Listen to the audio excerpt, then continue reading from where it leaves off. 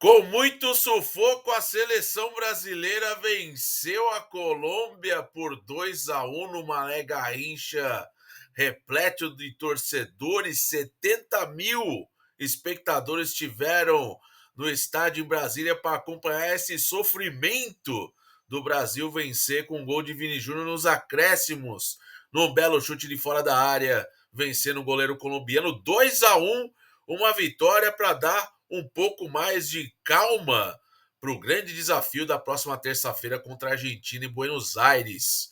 Claro que o jogo tem as suas ressalvas, pessoal. Quero falar um pouquinho sobre as minhas impressões desta partida, num duelo de vários jogadores da Premier League, tanto do lado brasileiro como do lado colombiano. Quem se deu bem foi a seleção brasileira, no início de jogo bastante intenso, até o pênalti, o gol do Rafinha na cobrança de pênalti logo aos 6 minutos, e depois, rapaziada, a lesão do Gerson pegou o Dorival Júnior de surpresa e também todos os torcedores que estavam presentes. O volante do Flamengo saiu com uma lesão aparentemente muscular e o Joelinton entrou, e ele foi quem perdeu a bola quando o John Arias, todo mundo conhece o John Arias, jogador do Fluminense, e acabou desarmando e servindo Luiz Dias para empatar o jogo. E se não fosse no lance seguinte, o Marquinhos conseguir ali cortar o chute do John Arias, a Colômbia teria virado, indo para o intervalo com 2-1 a favor. Só que o Brasil se sustentou. E aí, no segundo tempo, com a entrada do Matheus Cunha, que fez um grande jogo ali no começo do segundo tempo, meados ali do segundo tempo, quando ele entrou na vaga do apagado João Pedro, atacante do Brighton. Acabou que ele fez um grande jogo e deu um pouco mais de dinamismo para esse ataque da seleção brasileira, dependendo muito do Rafinha, do Vini Júnior e do Rodrigo lá na frente. Claro que a seleção brasileira tem muitas lições a tirar desta partida, principalmente no setor de meio de campo, errando muitos passes.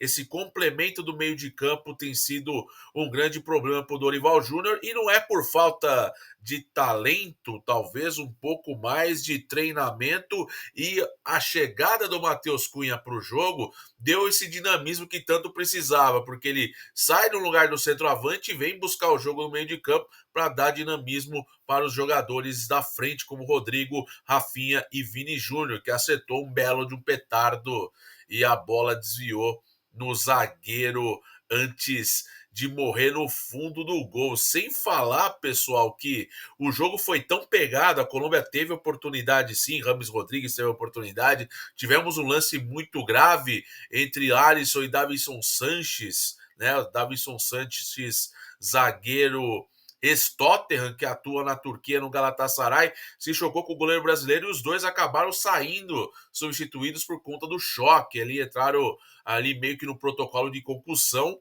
e a seleção brasileira viu Bento atuar ali na reta final da partida, e também a Colômbia precisou sacar o Davinson Sanches do, do gramado, né? No final das contas, importantíssima vitória da seleção brasileira, que vai a 21 pontos, é a vice-líder provisória das eliminatórias. Lembrando que o Uruguai joga amanhã com a Argentina no Centenário, o Equador encara a Venezuela em Quito, podendo ultrapassar a seleção brasileira em caso de vitória. O Uruguai tem 20 pontos, o Equador tem 19.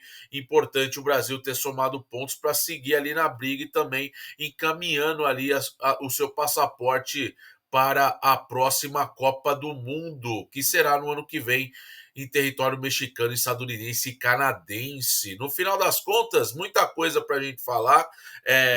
Eu estou bastante reticente com algumas coisas da seleção brasileira, a afobação e erros de passe. O Savinho entrou, mas meio que desligado no segundo tempo, errando também muitos passes. Mas o que mais me incomodou é essa falta de dinamismo no meio de campo, que o Brasil precisa caprichar um pouco mais ali na armação das jogadas. Até mesmo eu faço até uma sugestão tática de você trazer o Matheus Cunha, recuar. Se você não tem o Neymar que tá fora por lesão, foi cortado, você joga o Matheus Cunha um pouco recuado, fazendo a função que ele faz nos Wolves e que vem rendendo a ele 13 gols na Premier League, a melhor temporada do Matheus Cunha desde que chegou ao futebol inglês. Então ele recua e pode ser um cara para dar dinamismo. E foi o que ele fez realmente nesse segundo tempo, municiando os jogadores da seleção. Falta, claro, muito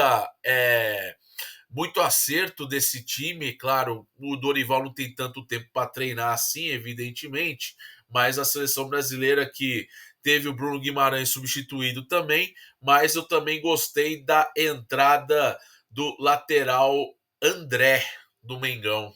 Gostei. Sabe por que eu gostei? Ele foi muito bem na reta final, ali no lugar do Wanderson, que fez uma partida ok, mas o André apoiando bastante, dando um pouco mais de dinamismo, tendo drible, tendo ali um pouco da correria, ajudando o ataque para poder sair de campo com essa vitória. O empate seria muito ruim para a seleção brasileira dentro desse cenário, precisava vencer depois de tropeços recentes na última data FIFA em novembro. Então, para o Brasil era muito, muito importante mesmo conseguir esse resultado positivo dentro de casa. Do lado da Colômbia, claro, Rames Rodrigues, o camisa 10 ali sendo um dos principais jogadores e segue sendo intocável na seleção da Colômbia. Teve ali oportunidade, inclusive no segundo tempo, de marcar, mas acabou sendo infeliz a finalização. Mas foi muito interessante ver também alguns jogadores de Premier League, né? Como, por exemplo, o Lerma, o Lerma, que é do Crystal Palace, fez um bom jogo ali na volância, tentando segurar os meio-campistas da seleção brasileira. O Munhoz também, que faz uma ótima temporada com o Crystal Palace, inclusive sendo especulado para deixar o clube inglês, foi muito importante ali também na defesa, principalmente marcando o Vinícius Júnior ali naquele setor direito, né, da defesa da Colômbia. E claro que a dupla de zaga também vinha fazendo um bom papel, né? O Lucumi, zagueiro do Bolonha, e o Davinson Sanches, zagueiro do Galatasaray, com passagens no futebol inglês. Ele foi substituído por conta daquele choque com o Alisson, entrou o Carlos Cuesta, jogador do Galatasaray também. Então formaram assim duplas importantes ali na zaga para a seleção da Colômbia tentar segurar, mas não conseguiu. Inclusive o treinador colombiano ficou furioso tomar o gol no finalzinho, mas foi uma grande finalização do Vini Júnior. Tem que fazer mais isso, hein? Não pode ficar fazendo firula, fazendo só vale gol dentro da pequena área. O Brasil precisa mesmo criar novas identidades táticas e variações ofensivas para tentar surpreender os seus adversários. Claro, ainda é uma seleção que precisa melhorar muito, mas sai daqui com uma coisa muito, muito importante. O Matheus Cunha entrou muito bem e pode ser um trunfo importante aí para a seleção jogar na Argentina. A Argentina está sem o Dybala, está sem o Messi, está sem o Lautaro.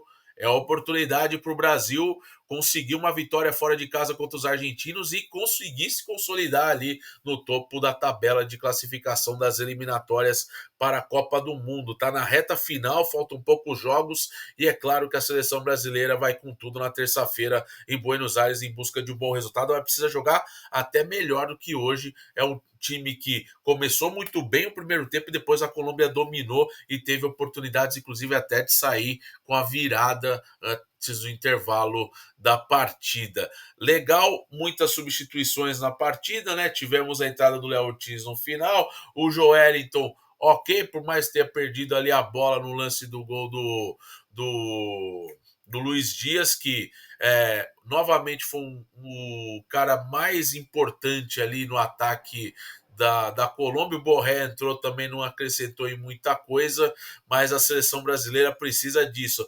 acertar mais os passes, ter um pouco mais de calma, triangular um pouco mais e esses erros infantis que não pode, às vezes o nervosismo, claro, a pressão de estar ali, né, com uma situação bastante complicada a seu favor nas eliminatórias, depois de resultados ruins recentemente em novembro, na última data FIFA, era importante a seleção sair de campo com essa vitória, mas a gente sabe, né, que os erros, a ansiedade também pesa muito para essa seleção que consegue uma vitória na base da raça. Olhando aqui os scouts para a gente passar aqui para vocês, para a gente encerrar aqui o conteúdo, ó. O Brasil teve 17 finalizações, sendo 7 no alvo, contra 10 da Colômbia, sendo 3 no alvo, 52% de posse de bola da Colômbia, da seleção contra 48 da Colômbia, 83% de precisão de passe para ambos os lados. Um jogo muito faltoso, com 24 faltas para a Colômbia, 15 do Brasil,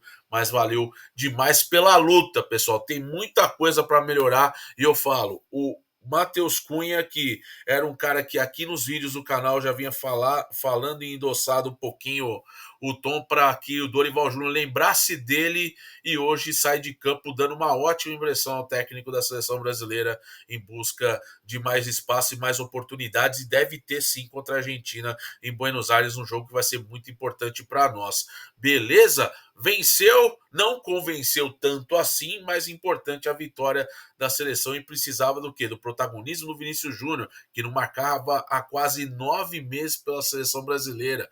Precisa ter o Rodrigo também mais incisivo, finalizando, ter a proximidade do meio e ter esses jogadores mais próximos, Bruno Guimarães, caprichar mais no passe, ter essa dinâmica um pouco mais afinada, porque tem bons nomes a seleção brasileira. Claro que a gente não vai comparar com gerações anteriores, mas o que nós temos hoje dá para montar um time competitivo.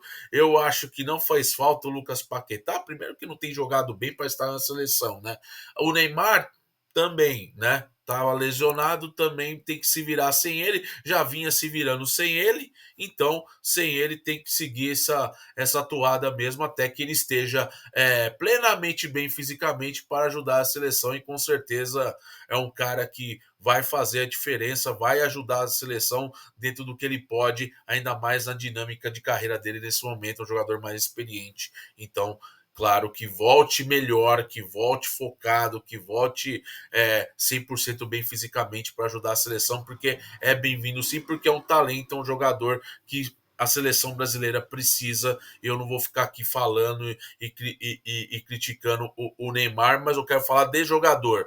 De jogador, ele é importante para a seleção brasileira, sem dúvida alguma, mas estando bem fisicamente, estando plenamente saudável para exercer a função de jogador de futebol da seleção, e com certeza isso no futuro pode acontecer, e o Dorival vai contar com ele sem dúvida alguma. Mas pelo que tem, dá para fazer mais, dá para caprichar mais, dá para ter mais aproximação, não blocar tanto ali os espaços entre ataque e meio de campo, e sim ficar ligado o tempo todo. Gostei demais das substituições do Dorival, o time melhorou com certeza, principalmente com a entrada do Matheus Cunha, mas é claro que a gente não pode esquecer da boa entrada também do Wesley, né? O Wesley foi muito bem, né? O Wesley, jogador do Flamengo, e que com certeza já vai ter espaço no futebol europeu.